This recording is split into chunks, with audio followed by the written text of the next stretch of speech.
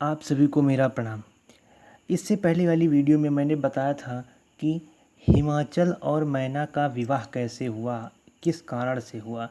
इस वीडियो में मैं आपको बताने जा रहा हूँ कि उनकी किन पुण्य प्रतापों की वजह से माँ भगवती दुर्गा को उनके ही गोद में जन्म लेना पड़ा।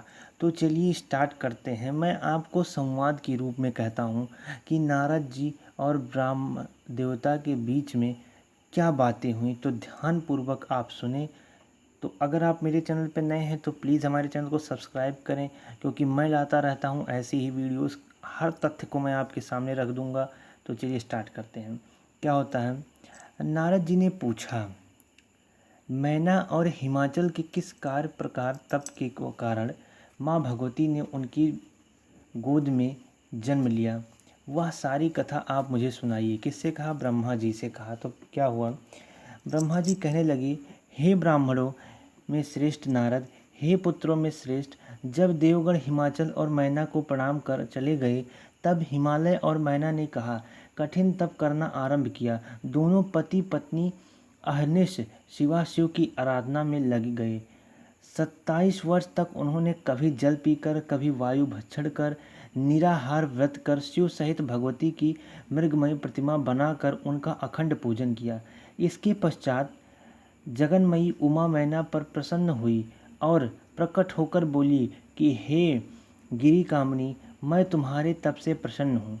तुमने जो प्रार्थना की है, मैं तुम्हारी वही इच्छा पूर्ण करूँगी। मैना ने प्रणाम कर भगवती काली की बड़ी स्तुति की। तब भगवती ने कहा, वर मांगो।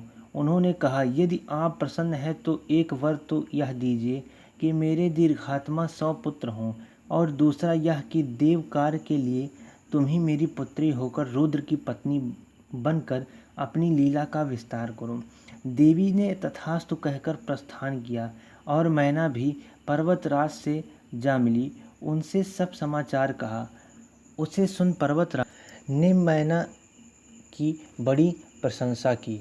पश्चात कालक्रम से श्रुत प्रकृति के द्वारा मेनका को गर्भ रहा और उससे मेनका ने नाग बंधुओं के भोगने योग्य पुत्र उत्पन्न किया, जिसका नाम समुद्र का मित्र मैनाक पड़ा।